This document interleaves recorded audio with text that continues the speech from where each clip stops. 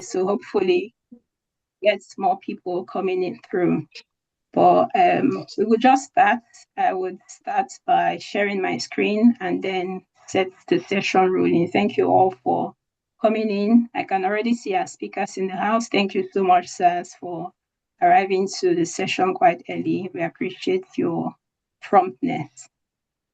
Okay, so permit me to share my slides and we go through some introductory part of today's sessions and then we get into the business of the day. So while I'm having my slides come up, can you introduce yourselves? Let's know your name, where you're connecting from, and what ICSAN exams you're writing either in December or you plan to write in June. So let's see the chat box buzzing with names, your name, where you're connecting from, and the ICSAN exam you intend to write. Okay, so why are we here today? Basically, today's session is to give us an insight about the strategies that is necessary for accelerating our ICSAN success in the forthcoming June exams and possibly those who are writing the exams in December and June. But I'll have to start with a bit of introduction about why we are here and the journey so far, particularly from a point of view of myself being an associate member of the Institute and why we have this session over the years. So my name is Celine Okoroma-Vincent. I'm a lawyer, a governance professional. I'm also a training professional. And I currently also work as a consultant working with my firm for training and development. The truth of the matter is, at the end of it all, I'm pretty much a lifelong learner, someone who is constantly in the journey of reinvention and problem solving. That is the core of what I do as a professional. And I'm here to ensure that we basically get value from today's session by first sharing my own ICSAN story, which is quite unique. I always like to start these sessions with sharing my story. Interestingly, the first time I registered for the ICSAN course was in 2009 in my service year in Lagos. But I didn't start writing the exams until 2013, particularly because of availability to actually start the exam process. So in 2013, eventually when I started, the truth is I was in a job at the time where I was working not 9 to 5, but 8 a.m. to 8 p.m. Mondays to Saturdays. So realistic, and this is why it was that intensive, because it was an EPC company. So we were into pipeline construction. The entire value chain of pipeline construction was what the organization was doing. And I was directly supporting the legal manager. So it was a very, very time-consuming and intensive job that I had to sit back and tell myself realistically, I couldn't take all 4 courses. And I really wanted to get qualified because the boss I was working in then didn't even have he wasn't chartered, but he was answering the designation of a company secretary. So I wanted to sort of give myself an edge by getting the ICSAN qualification. But realistically, the circumstances of my job, I couldn't do more than 1 course. So that's one thing I just advised myself, the best strategy is to take 1 course per diet and progress. So that's how I started in 2013. And then I'm up until 2015. I left the job, particularly because of how demanding it was. As a single lady at the time, it was cross-training. So when I decided I was ready to start a family, I left the job so that I could have time to start family life. So eventually in 2017 of June, that was when I qualified. I finished the ICSAN CFM, and then I got inducted in 2018. And I became a member of the Rivers chapter of ICSAN. And in 2022, I got into leadership as a chapter chairman. I served till 2024. And then currently I'm a national committee member of the publicity committee of ICSAN. So that's been my entire journey. It's been one that's been a very long and interesting process, which really bettered the passion or the vision for what I currently do with supporting students. So interestingly, after I qualified, because of the length of time, how much it took me, the experiences I gained, I typically remember that most times when I was qualifying, I was doing self-study because obviously I was working on Saturday. I couldn't afford to even attend lectures. So it was self-study throughout until I resigned in 2015 from my job. Then I was able to enroll in the study center and get preparation for the outstanding course, which was CFM at the time. So eventually, when I qualified in 2018, I felt like I had a story to share. And particularly because when I entered the exam hall, every exam, I realized that there's so many people in the exam hall. But when I'm qualifying, when I'm studying, I did not have access to resources. There was no community. There was nobody to even ask questions in terms of having access to past questions, resources. There wasn't that connection with other people who were in the journey of preparing for ICSAN course. So I wrote an article basically about the entire journey, my reading process, what helped me, and all of that. And I published that article in 2018. The article was published on LinkedIn. And after I published that article, I realized that that article has gained so much traction that people started reaching out to me on LinkedIn to say, oh, I'm reading the ICSAN course. I think I should go now. Safety. Damola, please, can you mute anyone who is just joined? Thank you. Okay, so that particular article drew a lot of prospective ICSAN students to me, to my page, and they were reaching out for guidance to sort of get insights on how to start the process and navigate. So I realized that I couldn't really attend to everybody one by one. And in as much as I wanted to be able to help, I had those constraints. Then a solution came by, which was starting a Telegram community. So that's really truly how it came about, founding the ICSAN Journey Support Group for prospective and current students on their ICSAN journeys, a Telegram community where most times if you reach out to me now, I just ask you to come to the community, join the community, because everything you need in terms of the information, in terms of resources, we have the entire library of past questions. Most people who write the exams, once after the exam, they just come and post the past questions there. Every information you need is right in there. So it took off the burden of having to respond to every single inquiry about ICSAN on my LinkedIn page. I literally just say, come to the community and every question you need answered is right in there. And we've been growing strong since the community started in 2021. And we currently have over 176 members in the community. So it's been growing strong, and I'm glad, particularly because before now, these sessions were held in the community. So I just had these sessions for people in the community, pre-coaching, sort of give them guidance. But for this year, we decided to make it open because there are a lot more people who would probably be interested in this value. There's no point gatekeeping. So what's also happened is that in the course of interactions with committee members, we realized that a lot of people actually study for the exams. They have the knowledge, but the ability to really understand how to provide the correct answers was a challenge because there wasn't like a model for how the ICSAN answer should be provided, particularly because there aren't any more study guides in terms of marking schemes. The Institute used to publish previously, and it stopped in 2016. So there was constant requests for model answers that people give people a guide on how to structure responses in a typical exam scenario. So that challenge pretty much bettered the idea to have an ICSAN model answers ebook that definitely takes all the ICSAN past questions from 2020 up to 2025 and provide model answers to give people a guide on how to answer questions and ensure that they're providing the winning responses. So that has also been the product of the engagement that we've had in the community, and members of the community have purchased the book and they've been commenting on how much value they've gotten from the book so far. Okay, so moving on, we've had these sessions previously. We had one last year in June and November, and the one for this year we've made open. So if you probably got this flyer, if maybe you're in Lagos chapter or Benin chapter or Akwa Ibom chapter, I know that quite a number of people are joining from those chapters because this flyer, the one for this year, found itself in your WhatsApp group. So that's how you became aware of this coaching session, but it's been on since 2021. We've pretty much kept it within the community. So why are we here?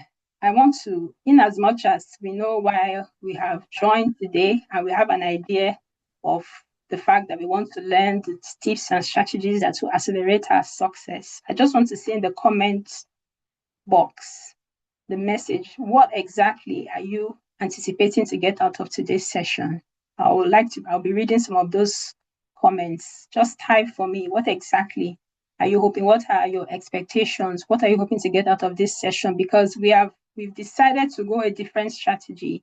Prior to now, you'll probably be expecting to see slides and presentation from the speakers. You already have so many texts to study. You don't want another presentation, okay? So what we have decided to do is to have a discussion style panel session where we'll be asking our speakers some of those burning questions that will really give you hints and strategies on how to produce winning answers that will help you accelerate your success.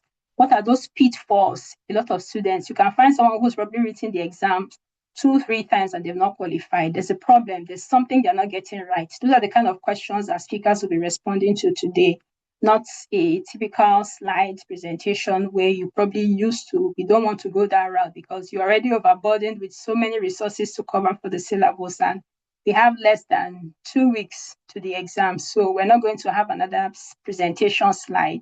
We're just going to have discussions, and there'll be a time for you to also put any questions you have forward for the speakers and to respond to them. So what we're going to do next is to introduce our speakers. When I introduce the first speaker, he'll just unmute and make some comments, like remarks. And then I'll introduce the second speaker, same comments as well. Then we go into the full discussions for today. Okay, so our first speaker for today is Mr. Yomi Adebanjo. Mr. Yomi is a fellow of the Institute of Chartered Secretaries and Administrators of Nigeria in London and Nigeria. He's a governance professional, compliance professional. He's a CAC registered, accredited insolvency practitioner, and interestingly, he's also a part-time lecturer and course facilitator for the Institute. Since 1996, ask your neighbor, where were you in 1996? This is someone who is, when they say follow who know road, this speaker built the road. 1996 is a long time to have. So you can imagine the wealth of experience he's bringing into today's session. I'm just so excited for everyone that's joined in today. And beyond that, Mr. Yomi has also contributed immensely to the Institute in various capacities, leadership, human capacity development, and for those who probably don't know, one of the study texts, the CSBD study text that you are studying, he co-authored that study text. And professionally, he's currently the company secretary of Fitting Healthcare PLC since 2009. Please, with your virtual hand claps, can you just welcome Mr. Yomi as he gives us some few comments? Good evening, participants. Good evening, Mrs. Okoroma. Nice to be here. I'm glad to be here. Good evening, I sir. really commend your efforts in River State and beyond. This is a great initiative. My sister. I also hope that the national body is aware of this your stride. We are doing a lot of things. I'm sure they are aware of it. This is something that should be replicated everywhere where ICSAN is present. We are commended. Thank you very much. And welcome to this platform, participants. I hope we shall all have a good time together. Thank you. Thank you so much, Mr. Yomi. Thank you. As a matter of fact, the Institute is aware. You heard me. Yes, sir. Participants and Okoroma. Did you hear me? Yes, we heard you, sir. Hello? We heard you. Thank you. Thank you. Thank you, sir. Okay, so I'll want to introduce our second speaker. Our second speaker is Mr. Adewumi Ibrahim Babashegun. Mr. Adewumi is a legal practitioner of 28 years post-call. He's a fellow of ICSAN. Okay. There's a delay. He's a fellow of ICSAN. He's also currently the member Leadership and Branch Liaison Committee Chairman of ICSAN. He's a part-time lecturer in corporate administration and risk management.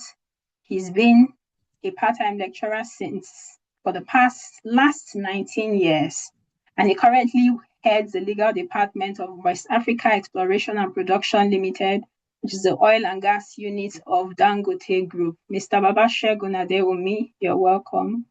Can you please some opening remarks from you, sir?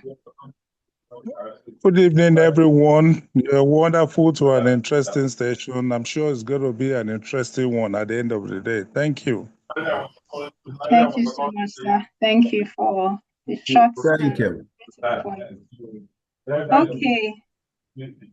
So this is the point where I pretty much call us to attention, and I would encourage you to have your pen and paper ready, because we're now getting into the full ride of today's session that would help you gain those insights and strategy that will move you from confusion to clarity about the ICSAN session. So the order of our procession would be that each of the speakers would be shown a question. And the essence of this question is to pretty much give us hints on how students can navigate the ICSAN exams. And the questions will come up on your screen so that the speakers will be able to read through, and you also follow the conversation. And this gives every speaker an opportunity to pretty much unravel all that they know in that area of the subject matter. These questions did not fall from the sky. These are questions that were raised based on concerns from ICSAN students and people from the community, and it has general applicability to everyone, so it's be relevant for our knowledge. So the first speaker would have taken a question today with Mr. Yomi Adibanjo. So Mr. Yomi, what are the most common misconceptions students have about ICSAN exams? And how can they overcome these misconceptions? I can tell you one misconception. When I was writing, people usually say that the June exams is more difficult, that December exams are easier to write. Is one misconception. So I usually found myself wanting to write TFM particularly in December, because I feel like, oh, December exams are better. But interestingly, I qualified and I passed TFM in a June exam. So obviously, that misconception was a fallacy. And there's so many other misconceptions a lot of students have generally about ICSAN exams. So what are those common misconceptions, and how can they overcome these misconceptions? Over to you, sir, Mr. Yomi. Thank you. One great misconception about ICSAN comes from the legal profession, from the lawyers who are aspiring to be members of ICSAN. There is this difficulty in what psychologists call the halo effect. Trying to come into ICSAN with the thinking that the way it was, after all, they've passed through law school. Therefore, what are they going to face when it comes to courses like company law, courses like company secretarial practice or corporate secretaryship and board dynamics now? But the misconception stems from the fact that one is the substantive law. You are learning the substance of the law in principle. In the other area, you are practicalizing it. You are putting it into practice. And this much the examiners make you understand, that you are not in the theory aspect of law. You are in the practice side of it. They will tell you you are the company secretary of XYZ, right? That conception about, Shibi, I know about hierarchy. I can easily apply hierarchy. What is the issue here? What are the rules? I apply it and then I set cases and I should go. No, it doesn't work exactly that way when it comes to this kind of professional exams. Hardly will you see a student who will say he or she passed exceedingly well because she was able to cite cases in the exam of this nature. No, it's not about citing cases. It's about internalizing this thing and then using it in solving a problem. When the examiner says, you are this already. The best among the students are those who are able to take that challenge of, I will even attempt, I will do it as if I am in my office. After all, it's professional. Everybody knows that when you come here, you are in a postgraduate class. That we must first of all know. The teacher will do as much. We are going to do much more to get everything all put together. So that misconception of it is a legal, is a terrain I'm familiar with. Yes, we are familiar with it, but the ethos differ. The ethos in here is about practicalizing what to know. It's about sitting down in the office. For instance, they say write a memo. Who writes memo? Managers write memos in the offices. Memos are written in the office, not in the library. Are you? Are you in here? Therefore, when you are writing a memo, you will have to be tutored beyond what you have taught in the classroom in certain aspects of administration. This ICSAN is Institute of Chartered Secretaries and Administrators. One misconception, again, we forget about that administrative part of it, which unfortunately are not directly taught, but they are impressed on your training when they say write a memo. Were you taught how to write a memo in your curriculum? Here, no. As a course, for instance, many of you have gone through a lot of, what do you call it now? Waivers, exemptions. You didn't do communication as a course. All of this will have tutored you in many of the areas that by your exemptions, you are not privileged to have learned, but they keep on affecting your performance. Many of you do well by quickly doing a kind of crash reading in some of these elementary courses. So remove that misconception that it's a very well-known terrain. Yes, it is. Avert your mind to the fact that, yes, it is a familiar terrain. The expectations, the modus operandi here is a little bit different from where you are coming from. When you have that mindset, it becomes easy for you to scale through. You must be able to learn new method. Company law stop just somewhere. Some other courses here starts to practicalize it. And that aspect you must have at the back of your mind. Do not always take it for granted that the examiner says you are this. Yeah, they mean that you must mimic. Which one is my own? You must take that role even in the exam hall, not just for the frolic of it. Take that role and write as though you are sitting down in the office writing what you are writing. You are only solving a problem. You are like a medical doctor who has been asked, I'm feeling this way, I'm feeling this way. Improving solution is not referring you to any medicine book. It's just telling you straight away what you have to do. That same approach is what ICSAN wants you to take in writing exam. Thank you very much. I stop here for now.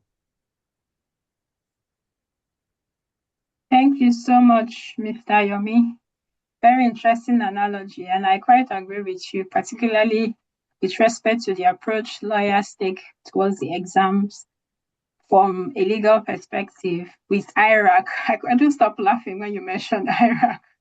It's been a long time I came across that acronym, and it's something we all memorize for law school exams. So it's not out of place to think that it will be applicable in this context. So I'm glad that you clarified that for a lot of us. Thank you so much for sharing those misconceptions.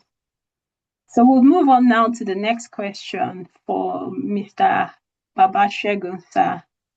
Please, can you share with us what are some study strategies you have found to be most effective for ICSAN students, and how can they tailor their approach to suit these learning strategies based on your experience in 19 years of tutoring students?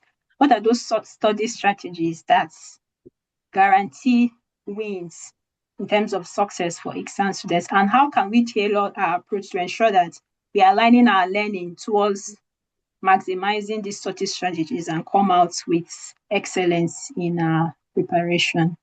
Mr. Babashego, please. Thank you very much for this question. First and foremost, it is important as a strategy to first and foremost identify our own personal learning strategy. ICSAN is a professional exam, unlike in the university days, where, of course, you have a lot of time to do what you need to do. But when you now come to the institute, this is a professional class where you don't even have adequate time. Some of us work 18 hours and you leave barely 2-3 hours to study for ICSAN. And another challenge which I see, one strategy first and foremost, identify your own personal reading strategy. How to study is very critical. One observes that the more we have challenges, the more the tendency to always forget things. That's part of what I have observed. So as a result, when as a student of ICSAN, one of the strategies you can adopt first and foremost is to ensure there is consistent reading. Because you find out that by the time you reach chapter 1 and 2, and you move to 3 and 4, you have forgotten 1 and 2. What that teaches you is that, yes, you need to be more consistent in your reading approach so that the more you read, yes, you may forget, but it tends to stick. You must understand your own personal strategy, number one. Then, when exam is getting close, it's also important. Part of what will our advise students is form a tutorial group. A tutorial group is very helpful when exam is fast approaching, so that you give yourself assignment. Okay, we have a 14 chapter in this course. Can you deal with 1 and 2? Then you come and tell us your experiences with chapter 1 and 2. Then you give another assignment to somebody else, and all of you will come together in group. Identify people that share your ideals.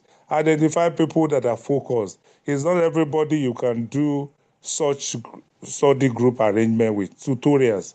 It's important. Identify people that believes in what you believe in, because that is what will actually help the group. And when you study together, you tend to, and in the course of studying together, you are being corrected by one or more person, that thing tends to stick.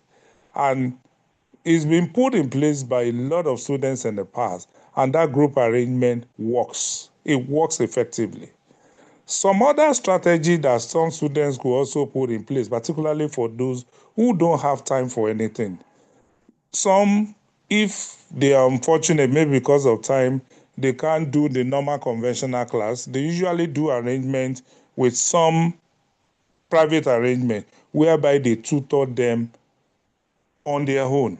So that with that, for you, if you are the type that is shy, that may not be disposed to answering questions in class, some may take the option of engaging a private tutor who will assist them in brushing them up, and of course, it will help them to at least strengthen their position in the exam, because this is very critical. So these are part of the strategies students could take into consideration so that they can have a winning streak in the exam. And again, it's also very important. One of the strategies that can also enhance student success in the exam, ensure that you also study past questions. We that are lecturing, we observe certain patterns in the way questions are set. In those days, you find out that in some cases, they repeat 2 years question, they repeat 3 years question and all that. Study the past question. Study the examiner's report. It's very critical. It's just unfortunate that the examiner report is not regularly published, as it were. But you can still lay your hands on previous examiner's report. The previous examiner's report will tell you, yes, student failed in this particular question because of the pattern in which they answered the question. This is how they ought to have answered the question, but this is how they answered the question. So the examiner report will bring to bear some of these challenges, the reason why students actually fail this particular question. So it will also help. You need to study examiner report. You need to study past question. Look at how those answers are provided by the examiner, so that in case you come across subsequent question in the past, it will help you. It will help you, and you remind that, yes, in this particular year, you read that student failed because this was a question that was asked, but this was the answer they provided. So when you equip yourself with all this, it will guarantee your success at the end of the day. One thing I also do for my students is that there is, towards end of the diet, I usually take them through a particular 1-hour program. It is called examination methodology. You are going for an exam of 3 hours. Your section A, particularly for my course, is like objective question, A to G. You should not spend unnecessary time for a question that requires no more than 6 minutes. Your section A in corporate administration, for example, is 1 hour. Your section B is 2 hours. Not because you are fortunate to be examined in a particular question, which probably was the last you reviewed the previous day, and you are now wasting unnecessary time in answer to such a question. It is a recipe for failure. So it is important, students, part of the strategy they should ensure that they imbibe is to be conscious of the timing, to be conscious of the mark allotted against each mark, so that you don't spend unnecessary hours in answering section A to the exclusion of section B. So these are part of the strategies that students should take into consideration, and so that they can avoid any challenges that may occur in the exam. When you put all this in place, you can be rest assured that success is on your way. And of course, the pass mark for the exam is a 50%, but usually I don't encourage my students to target 50. I always encourage my students to target at least a minimum of 70%. And of course, I guide you with regards to the strategies towards ensuring your success at the end of the day. Thank you very much. Thank you so much, sir, for that very detailed response. As a matter of fact, there are some questions that we've received in the chat box that we're supposed to bring up for the speakers, but your responses so far have appeared to have covered it, and I'm glad that you've highlighted particularly the strategies for answering questions, specific kinds of questions for part 1 and part 2 of the exams. Thank you so much. We're going to move on now. Thank you, sir. We're going to move on now to the next question for our speaker, Mr. Yomi. Please, sir, what are the most common mistakes students make when preparing for the exams, and how can they avoid these pitfalls based on your experience working as a course facilitator for that's 29 years, since 1996 is 29 years now? What are those common mistakes you have observed that students make when preparing for the exams, and how can they avoid these pitfalls? And please, sir, you have around 7 minutes to respond to these questions. Thank you, sir. All right, thank you very much. Now, mistakes students make when preparing for the exam include assuming this exam can be short-circuited. Let me put that way. You are assuming that you can crash it. You cannot crash a professional exam. You cannot pick selected topics, generally speaking, because in a professional exam, topics they are linked.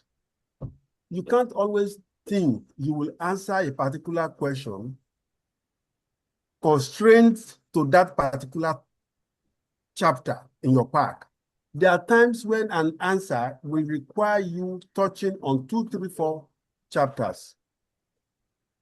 If I move a little bit to something like corporate financial management, you want to talk about valuation of shares. There may be element of taxation. There may be element of CAPM. I'm not going to go into CFM now. A student that has only mastered Modigliani and Miller theory will think he can always answer his question just based on that theory alone. But in a professional exam, it cuts across. Hardly will you be able to answer a question within the constraints of one chapter. They are interwoven. So one mistake is you make, or sometimes people make, is to assume that they can be selective.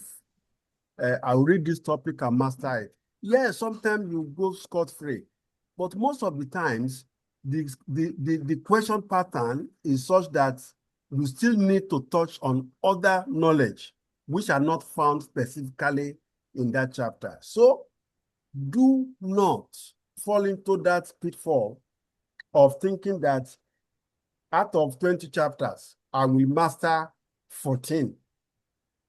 You're only going to be lucky to scale through that way. Have a very wide knowledge, the linkages between chapters for your own good. Don't palm too much. Read wide. Don't attempt to want to be selective in the chapters you read. Yes, you can be very hardened in one chapter than another. It is not enough to assume that for that purpose, you just master this and go into the exam. You can do that and pass psychology. You can write perception and write it very well. You can do that and pass sociology. You can write on power and write very well and pass. You can do that in law. You can master so much about mistakes in contracts. And when question comes on contract that relate to mistakes, you can go scot-free. It is not exactly so when talking about professional exams. That's why it is called professional exams. It cuts across. The chapters are interwoven. You are doing, for instance, you are doing corporate secretaryship. When you do accounting, financial statement in that course, you are not going to do dividends. Can you separate dividend payment from accounts? No. You must have profit in the account before you disclose, before you declare a dividend. So they are interwoven. My dear very brothers and sisters, do not be too concentrating on some chapters. Be holistic. And that will talk to how you plan, how you read. If questions touch that on my own side, I'll talk about them. But I rest my case for now. Do not palm. Read as widely as you can. Do not think answers will come, your pass mark will come from a few questions. No, be wide. Thank you. Thank you. Thank you so much, sir, for highlighting those pitfalls. In summary, the truth is we have to cover the entire syllabus. That's what Mr. Yomi is saying. There isn't areas of concentration or preference topics you have to focus on, because the truth is, even as a practitioner, your knowledge has to be well-rounded. So the approach to professional practice starts from the exam, your ability to have full coverage of the syllabus and answer any questions per time. This is why it's important to always start early in preparation. And Mr. Babashegun has also highlighted consistency in preparation, continuous reading. That's what will give you the foundation that you need to have excellence in the exams. So I'll move on to Mr. Babashegun. The next question. This is particularly important because we've had a few comments in the chat box as well. People are asking, so how do I manage my time during the exam hall? And the ICSAN exams is structured in such a way that the questions are really, really practical. You have case scenarios that put you in the context of a work problem or a work case study. So I want you to really give us real practical strategies on how to attempt the different kind of ICSAN questions. So it could be corporate financial, it could be corporate administration and risk management, it could be financial accounting, the structure based on your experience of 19 years, the structure of kinds of questions people would meet in the ICSAN exams. How do we attempt them, and how do we manage our time in such a way that we're not running short? We've probably spent 2 hours on only section 1, and then we have only 1 hour to try and attempt section B. So give us real practical strategies that are straight to the point and really give us good context of how to tackle the different types of questions we would typically encounter in an ICSAN exams. Over to you, Baba Shegun. We'll give you the next 7 minutes as well to tackle these questions. Thank you, sir. Thank you very much for this question. My challenge and advice to the student, first and foremost, depending on the examination you are writing, again, you must also discover your strengths. You must also know the type of timing that you have. If you are working in an organization where your workload is so much, one should also be guided appropriately. For someone, for example, who doesn't have time at all, it shouldn't be advisable to register for 4 courses. Because when you register for 4 courses and you know you don't have the time, it becomes a very big challenge for you during exam. This examination takes place barely 3 days, and you have registered for 4 courses. You have registered for CFM. You have registered for corporate secretaryship. You have registered for CA, and of course, the fourth one as well, CG. When you do all this, it becomes a very big challenge for you. So first and foremost, how you could navigate your timing challenge starts from the beginning. Know the appropriate course combination. And that's why we'll always advise at the outset of every session or diet that we must have a session. We must have a session where students will be advised. Your course combination is very important so that you register for more courses, and at the end of the day, you find out that it's just registering for 4 and you have challenge in addressing. So that's your course combination from the beginning is one of the ways you can manage your time effectively. So knowing your ability, you also know the number of course combination that you can put together. It's very, very important. You sit for one in the morning, 9 a.m. You sit for another one by 12. It's a big challenge. So you will not even have more time to think through. You will not have, in fact, reading becomes a challenge. Of course, during the exam, a lot will have been stuck in your head when you register for more. So one of the ways by which students can navigate this challenge is, first and foremost, identify the courses, first and foremost. Then 2, depending on the type of course that you have registered for, is also very important. You register for financial management, for example, which is a challenge to most lawyers. It's a big challenge. So one of the ways we can navigate that challenge, particularly in diets where the greater part of the questions are calculation. So one of the ways you could navigate that is to ensure that, of course, you study along the line of people with experience, particularly if you have challenges in financials, then it's not out of place to get closer to accountants who will help so that they will have taken you through the process before the exam. And during the exam, it's just also a question of knowing what it's all about. There are formulas for calculating and some of these questions that we may examine in the exam. So know your formulas very well. I will not advise you cram, but know your formula, know how to calculate your formulas very well in line with the requisite questions. And for theoretical question, of course, there are ways in which questions will be posed to you. And of course, depending on the mark allotted to that question, it's also very important. You don't spend 30 minutes answer a 4-mark question at the expense of a 30 minutes, 45 minutes question. So it's also very important. For a Section A question, you don't, particularly in courses like corporate secretaryship, corporate administration. In Section A, for example, you don't expect to that writing 2 pages for a 4-mark question. So these are part of the strategy you use to also guide you in terms of managing your time effectively during the exam.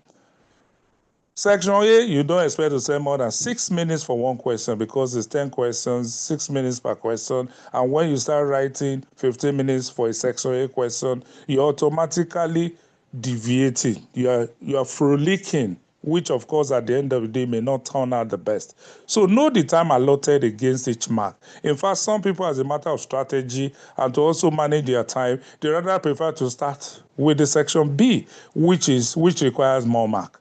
Section B is 60 marks, where you start, and of course, you're expected to write and write. You can write and demand for more papers. There's no restriction to the number of papers, but do not waste time unnecessarily in your section A that is an objective question, which is a 40 marks. So if you're able to do well in your section B, here and there, you're able to manage 6 out of the 10 questions, you're able to get another 20 there. At least you'll be able to meet the minimum requirement. But I'm not advocating that my students should target the minimum, which is a 50%. No. You have to manage your time effectively so that you don't spend unnecessary time in attempting questions that will not fetch you more marks. It's very important. Then create a time for yourself during the examination to ensure that you're able to finish ahead of time and you read through what you have also written. It's also very important so that in the course of that, you can spot some mistakes which you can correct in the examination. So it's very important, depending on the nature of the course you are sitting for, it also determines the specific strategies to adopt, particularly if you are doing a course that is more theoretical. It is important to know the strategy. And the strategy when you are writing a theoretical question, depending on the question, is also knowing how to go about it. A question that is that requires you, they will give you a professional question that you are the company secretary of a particular company, and there is a challenge with a particular person, advise the person. Or they will ask you to, they will give you a problem question that will also require you to use a formula. Mr. Yomi Adebayo talk about IRAC. Of course, IRAC is a methodology for answering problematic questions where you use those principles, issues of law, rule of law, application of the law, and conclusion. You need to conclude. You need to conclude, or you have to write a policy to an organization. Every policy must have aims and objectives. Every policy must have the main body where you talk about the critical issues, and you must also conclude. These are things that actually fetches students marks, and these are the things, these are part of the methodology or methodologies that should be adopted by the students in the course of the exam.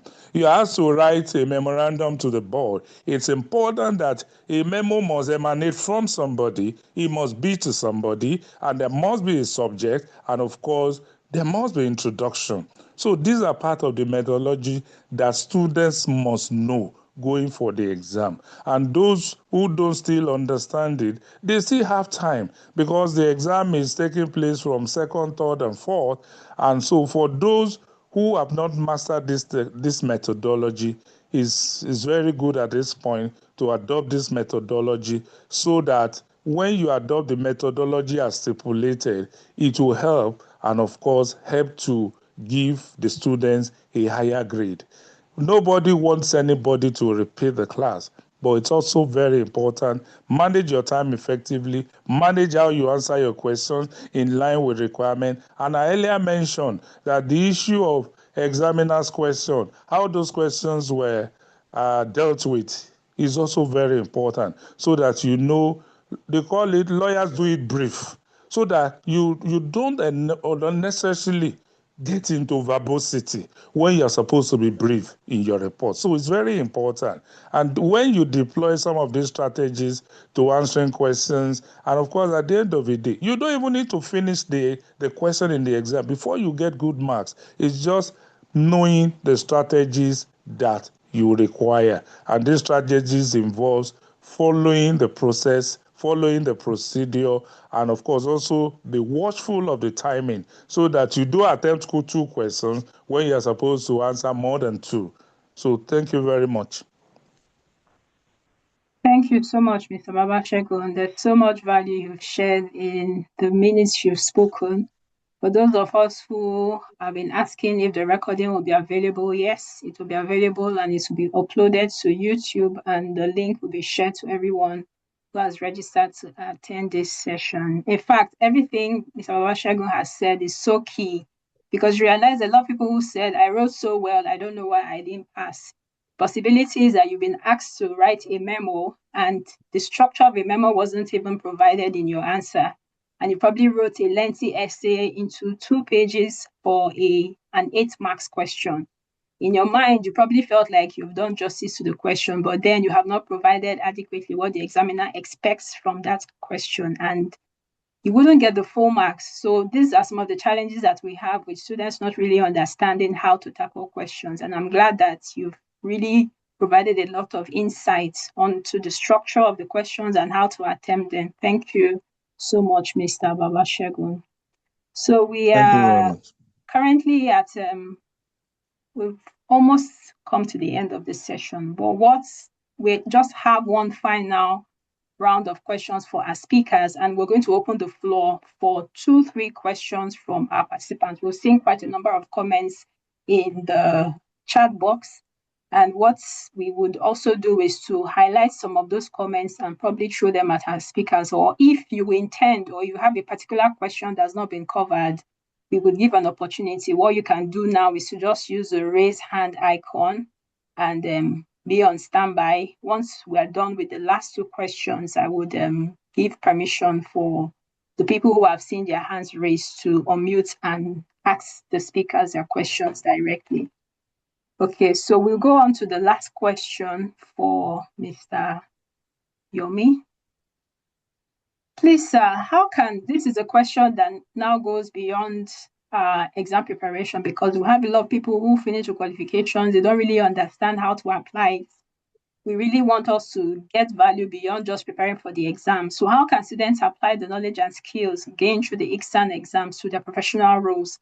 And what benefits can they expect to see in their careers after the completion of the exam qualification process? Mr. Yomi, please. Thank you. This is a very good question. And this is one of the areas I concentrate each time I had the opportunity of talking to prospective members. One, it is an enactment of the law that of the 3 professionals that can be appointed, the lawyers, the accountant, the chartered secretaries. That should not create any parochial view of what the profession can do for you. Today, the profession is not even just called company secretaries. It's governance professionals. If you look at an organization, however large it is, it can only have 1 company secretary. And we cannot say everybody being shunned out by ICSAN will have a juicy position of becoming a company secretary. How many companies that are worth their while are in the country? If you look at Section 330 of CAMA, it has even done a kind of liberalization whereby private companies need not appoint a company secretary. So how many people, how many companies are out there that will engage you?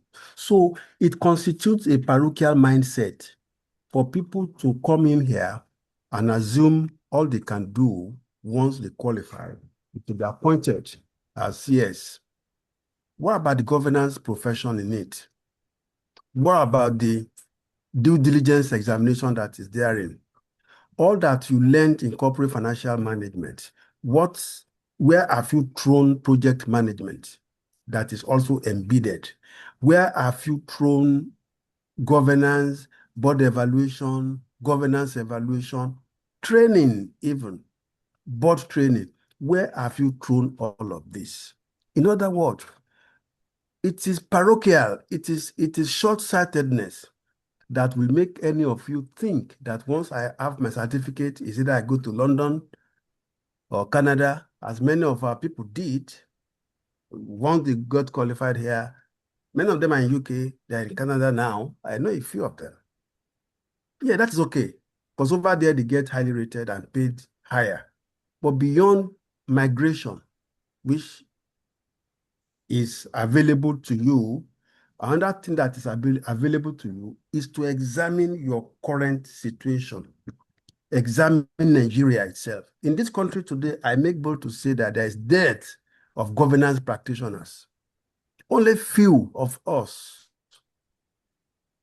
took the risk of being identified as governance practitioners to do board evaluation, governance evaluation, board training.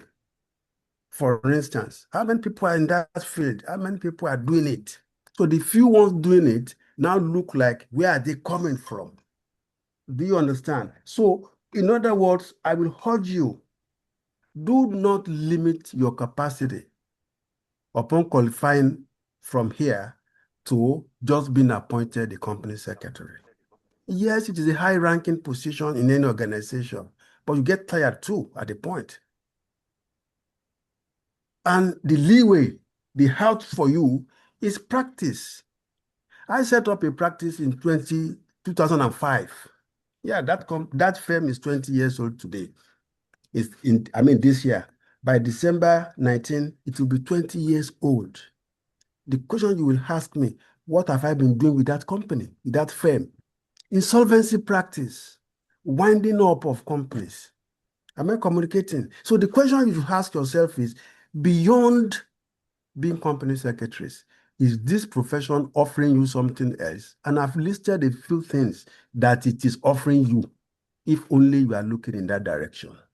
It is offering you insolvency practice. It is offering you governance practice.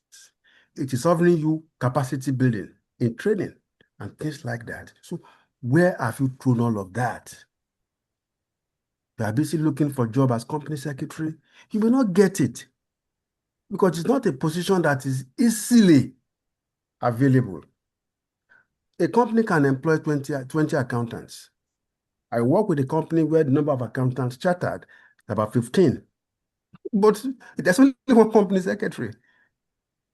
That's the fact of your profession. And you have to manage it as such. A company, Shegun can tell you, Mr. Adewumi can tell you, where he works, there can be 2, 4, 5 lawyers. But company secretary per se, only one. So do not limit your expectations. Do not limit your rising. Your rising is so wide. It only depends on what we can see. We cannot be looking at one picture and see different things. That is the way it is. It's like 6 and 9. It depends on how it is turned to you and how you make it turn to you. But the overall responsibility is yours. That's what I will say. And I will end by saying that the horizon is very, very, very, very, very, very bright. The possibilities are many, but our minds must be receptive enough, one, to identify and to explore. If you don't have that mindset, people will forever be saying there is no job for us. Is it only us? Have you not seen an accountant in Keke Marwa? Have you not seen a lawyer selling clothes? So people should not domesticate unemployment to one particular profession. It doesn't work that way. And I won't be one of those who will say there's no job for people of our profession when they qualify. I won't say so. I have no ground to say so. And not because I am particularly lucky. No, no, no. It is because I refuse to accept that mantras. There's no job. There's no job. I think there is. I think there should be. Create one. I'm not saying I've created one. I'm not saying I'm a superstar. No. But I'm saying it depends on your mindset as well. What are you creating? You got to create something. When I formed that company in 2005, it was a baby of circumstance. I knew I could do. My employers believe I couldn't do, but I know I will do. So all of these things matter. They all matter. It depends on how you look at it. It depends on how you look at it. Gentlemen and ladies, permit me to rest my case here. Think wide, think deep, create, pursue, explore. And the limit, even the sky won't be the limit. It will be a stepping stone. Thank you very much, Madam. Thank you so much. Thank you so much, Mr. Yomi. I really appreciate the feedback. As a matter of fact, when you were speaking, it pretty much made me reflect on my own journey as well as a charter secretary. The truth is, after I was speaking about my journey earlier when I started and I left the job, I was doing an 8 to 8 because of time constraints to actually qualify. The second reason why I actually left was that I looked at the career path in that organization. I had already had a legal manager / company secretary, and there was no way he was leaving the job. As we speak, he's actually still the company secretary of the organization till date. So I kept saying to myself, if I was going to progress within this organization, he's not leaving the job. So where will I be able to become a company secretary once I qualify? So that gave me the insight that I had to move, get qualified, and then seek better opportunities elsewhere, not within this organization because there's no room. The reality is definitely there are other opportunities, like you've mentioned. It gives you an opportunity to actually diversify your career path, but you have to be very clear on what you want to do and maximize the certification that the ICSAN platform gives you. What I then did was, after I left that organization, I had to start a consultancy practice as well, being a governance professional, and then pivoted to training and development, board training. As a matter of fact, the individual helping us with the Zoom, because I'm doing the hosting, the guy helping us with the administration behind the scene of the Zoom is the training officer of Society for Corporate Governance. I met him through when I was invited to be a facilitator for one of the trainings of SCGN. So we have to keep looking out for opportunities where we can pivot as professionals and not stay within the straitjacket of being a company secretary.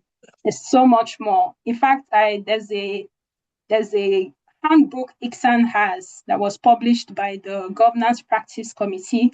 That handbook gives you an idea of various kinds of practice areas a charter secretary can get into once you qualify.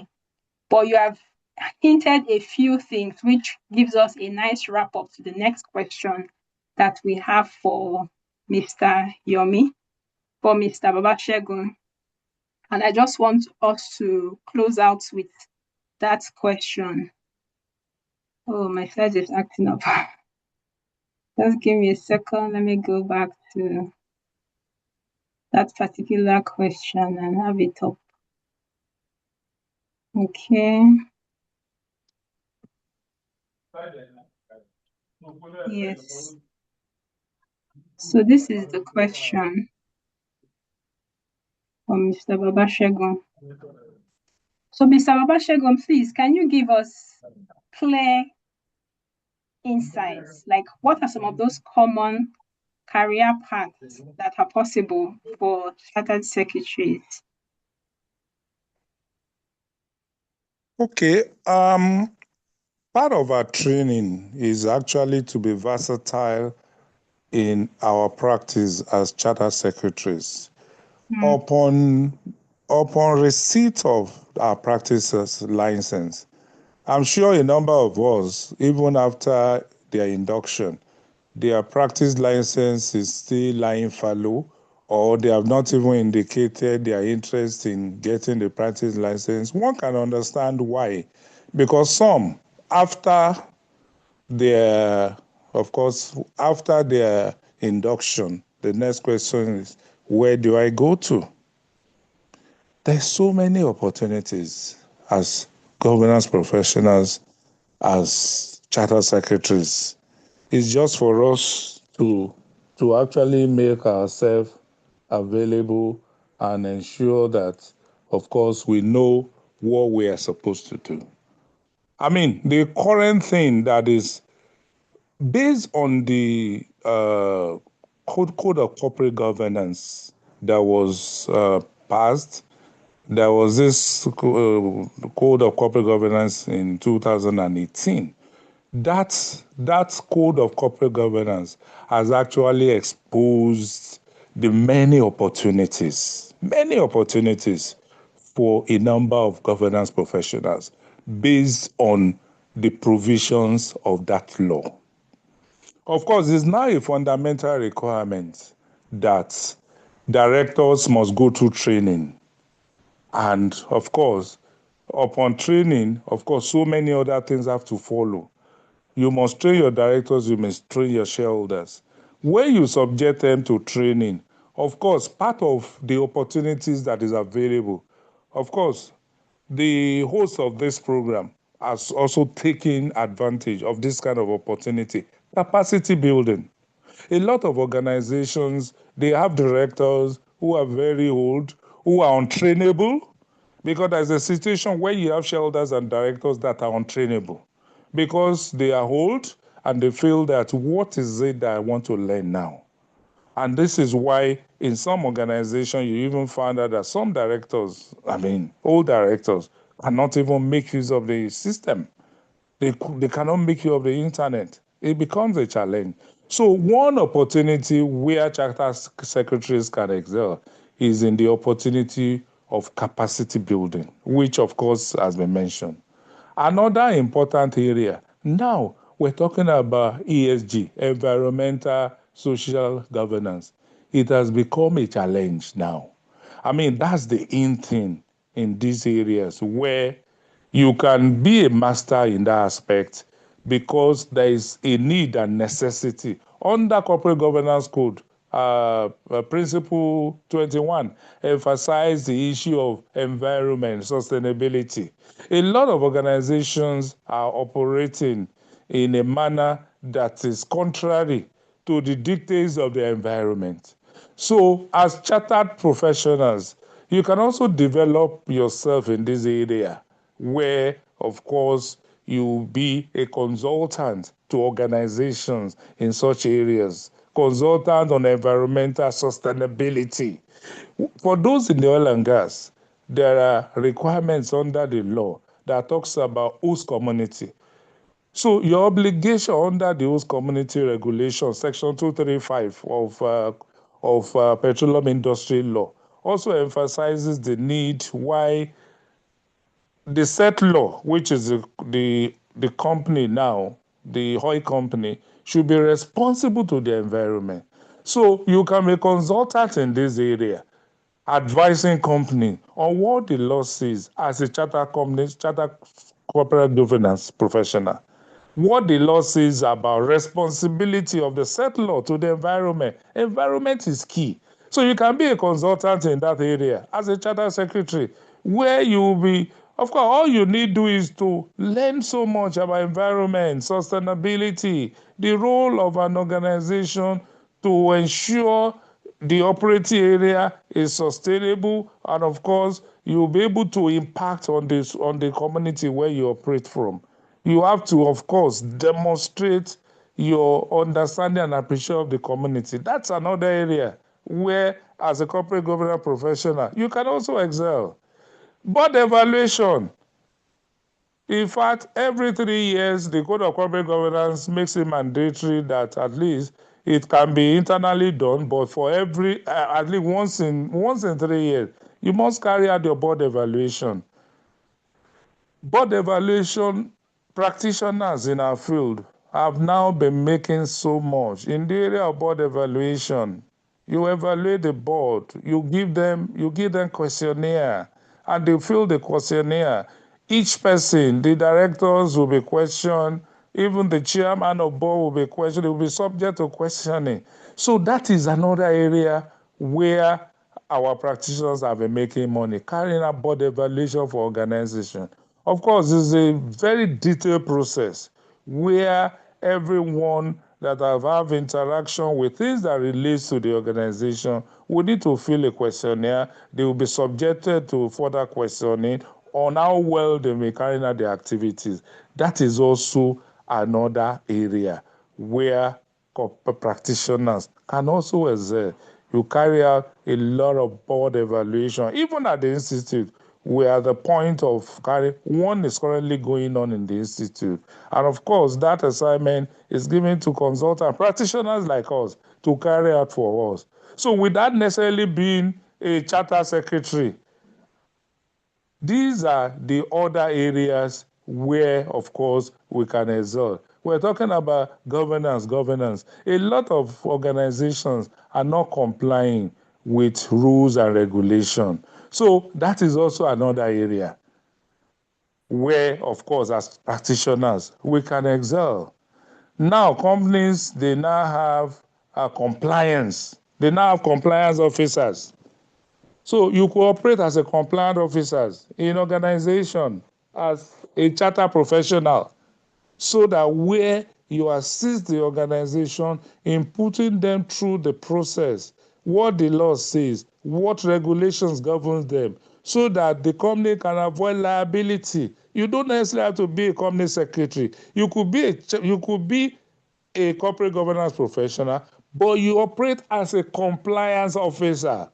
Your role and responsibility is basically guide the company aright, so that the company can avoid the heavy penalties that come with such violations of those rules and regulations. So we can function as compliance officers. We can function as governance practitioners, even in organization, so that you guide the organization aright. What does CAMA says about a particular thing? The filing that is supposed to be done, you ensure and advise the company to ensure the necessary filing are filed within the appropriate period set out for it. So these are other areas which, as corporate governance professionals, we can function.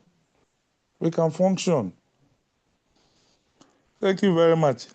Thank you so much, Mr. Babashego. I really appreciate this very detailed feedback. You've pretty much given us a broad spectrum of professional pathways that a CS can venture into. Mr. Yomi Adebanjo, your hand is up. I don't know if you want to add something to what Mr. Babashego. Yes. I just want to quickly buttress one area that Mr. Adewumi mentioned, and that is compliance.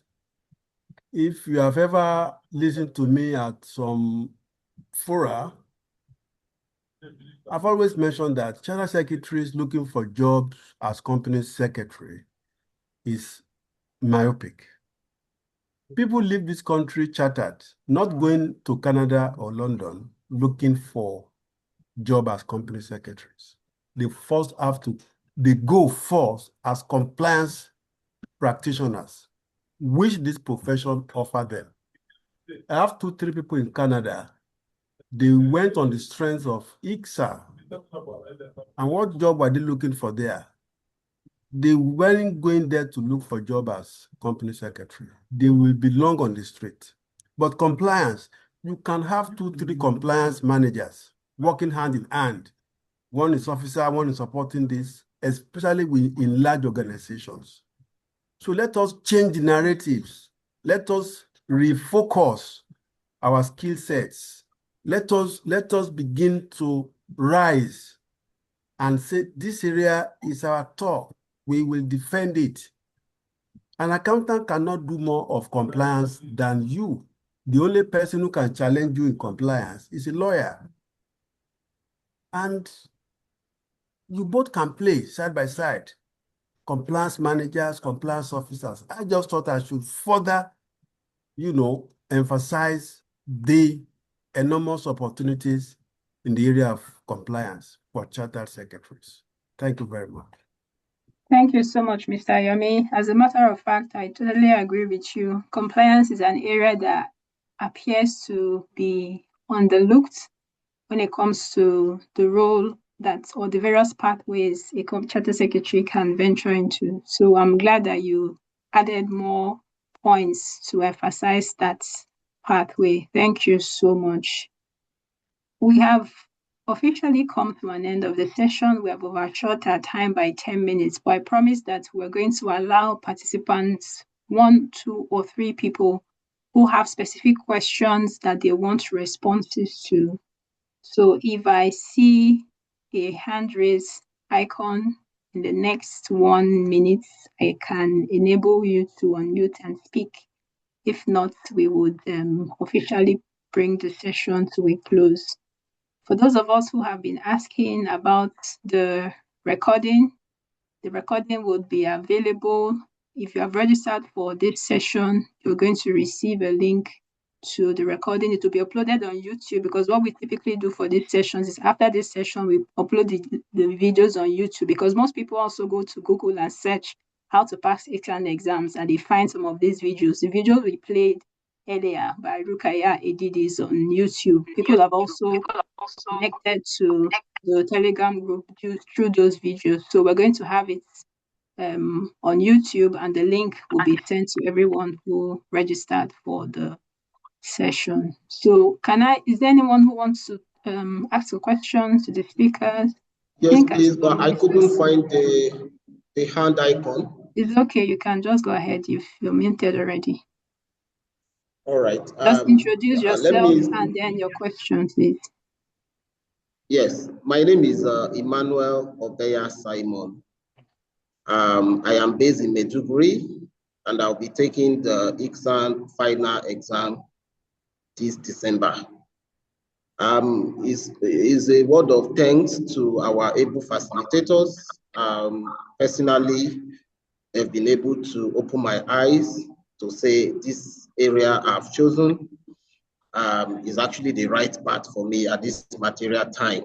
Reason being that I have been practicing as an auditor and compliance person in the humanitarian sector for over 6 years now. But I know there could be more. Even though I'm a chartered accountant, I know that as an auditor and as a compliance person, you constantly broaden your knowledge.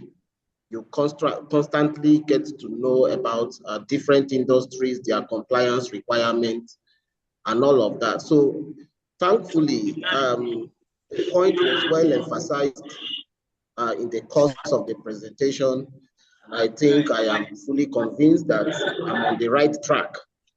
Thank you, and thank you. Thank you, Mr. Simon Obeya. Thank you so much. Ogonaya, I can see your hand up. Just quickly unmute and make your comments or question in the next 1 minute. Ogonaya, I see your hand up. Unmute and speak. While we're waiting for Ogonaya to unmute, there's a question from Gift Akpodamure. I'm not sure if the request is for this recording or the recording you have at the study center. Please clarify in the comments so that we are sure the question that you're asking. Ugonaya, are you ready? Yes, good evening. Okay. I'm Ogonaya Laura from Abia State. Please, you made mention of for Zoom meeting. Can you hear me? Yes, Ugonaya, go ahead. Okay, you made mention of the handbook for corporate governance or something that has details of the areas that secretaries can function. Yes. I want to know where we can access the handbook. Okay, that handbook is usually available at the institute. When you apply for the practice license, is one of the materials that goes along with the practice license. For what I can do, we can get copies of the portion that actually highlights those practice areas, and I'll post it in the community, so you can probably look at it from there. That's why I can get save the portions, the pages that have, because it's an extensive handbook that you usually would get when you apply for ICSAN practice license at the end of your qualification. But to give you a hint, particularly because a lot of people want insights about the other pathways beyond just becoming a company secretary, I will get those portions in PDF. They're like 2-3 pages, and post it in the community group so that you can have an idea of the various pathways. I can do that. It's okay. Then how do we join the community? How do we access the The community? link is already in the comments. Okay. The link is in the comments. Yes, I think Damola, you can paste it again for everyone. Mr. Sylvester, your hand is up. Okay. Mr. Sylvester, your hand is up. This will be the last question, please. Mr. Sylvester, you can unmute and speak. I can see your hand up. Can you hear me? Yes, we can hear you. Go ahead. Okay. Thank you very much, moderator, for this great opportunity.